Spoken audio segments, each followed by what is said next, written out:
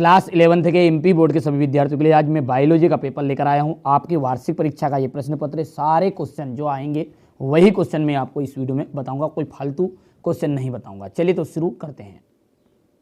कोशिका में ऑक्सी शोषण द्वारा एटीपी का निर्माण का जो मुख्य स्थान है वो कौन सा है ना? तो माइटोकॉन्ड्रिया में एटीपी का निर्माण सबसे ज़्यादा होता है। प्रथम तंतु प्रोटीनिमा अगुणित तथा मांस में पाया जाता है। कुछ पादप कोशिकाओं की कोशिका भित्ति मोटी तथा सिरों पर नुकीली होती है। स्क्लेरेन्काइमा होगी। फेफड़ों की क्रियात्मक इकाई जाएगी ब्रोंकाई। काकरोच के उत्सर्जी अंग है, तो काकरोच की जो उत्सर्जी अंग है ना वो है मेलपिगी नलिकाएं। यूथेरिनियन स्तनी होते हैं, तो जरायुज। ठीक है भैया, इसके बाद में यहाँ से आगे बढ़ेंगे। क्वेश्चन नंबर 2 हो गया है, ये 3, ये 4, 5, 6। ठीक है, डीएनए संश्लेषण, डीएनए का जो संश्लेषण है वो G2 अवस्था में के दौरान होता है। हीमोग्लोबिन लाल रक्त कणिकाओं में पाया जाता है।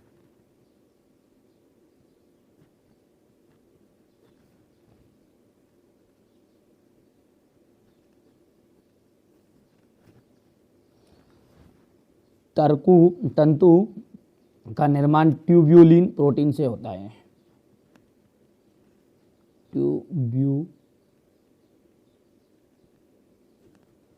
प्रोटीन से होता है। रुधिर निर्माण की प्रक्रिया को हीमोपोएसिस, रुधिर निर्माण की प्रक्रिया को क्या कहते हैं? हीमोपोएसिस कहते हैं।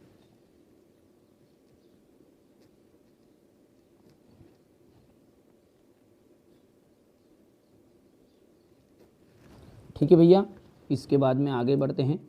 चलिए, श्वसन में केवल ग्लूकोज का ही उपयोग होता है, तो ग्लूकोज आ जाए यहाँ पर। सबसे कम वृद्धि दर तंत्रिकी ऊतक में पाई जाती है। हो गया इतना। इसके बाद में यहाँ से आप देख सकते हैं फिलिंग द ब्लैंक्स रहेगा, ये हो गया भैया। चलिए आगे बढ़ते हैं। अब है जोड़, यहाँ पर साइटोकाइनेसिस का पहले कहा जाएगा आपका कोशिका द्रव्य विभाजन। रंभ स्टील संवहन ऊतक के काकोर। जिबेरेलिन तीसरे का जाएगा संश्लेषण। और चौथा जो है रेडियोला का जाएगा टीनोफोरा। साइटोकाइनेसिस का जाएगा कोशिका द्रव्य विभाजन। हो गए 5। इसके बाद में ये यहाँ पर है, इंग्लिश मीडियम वाले बच्चे बढ़िया से कंप्लीट करेंगे। एक वाक्य में उत्तर है, कौन सा हार्मोन रुधिर में ग्लूकोज की मात्रा को निश्चित बनाए रखता है? तो इंसुलिन हार्मोन।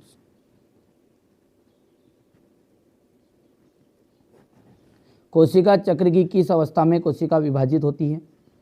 एम अवस्था में। उस तत्व का नाम बताइए जो क्लोरोफिल के मध्य पाया जाता है, तो मैग्नीशियम Mg। ठीक है, एटीपी क्या है? कोशिकी ऊर्जा की मुद्रा। कोशिकी ऊर्जा की मुद्रा। और रबाक नुमा कर्ण अस्थिका कौन सी है? तो यही स्टेपिस। ठीक है भैया, यहाँ से हमारे इंग्लिश मीडियम वाले बच्चे बढ़िया से करेंगे कंप्लीट। ये हो गया इतना।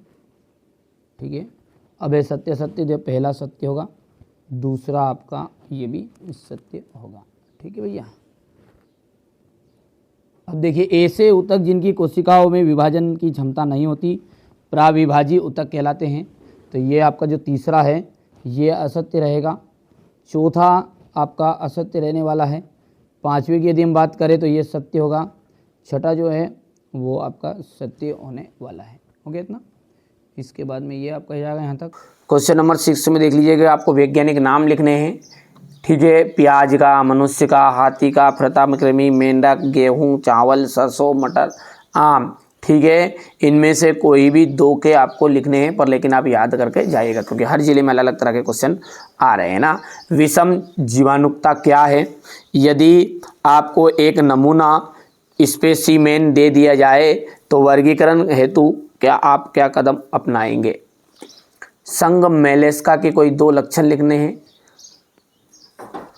कोलेनकाइमा के ऊतक के कोई 2 कार्य लिखिए। पुष्प क्रम की परिभाषा लिखनी है। यहाँ से देख सकते हैं क्वेश्चन नंबर 10 है आपका, बहुकोशिकीय जीवों में श्रम विभाजन की व्याख्या कीजिए।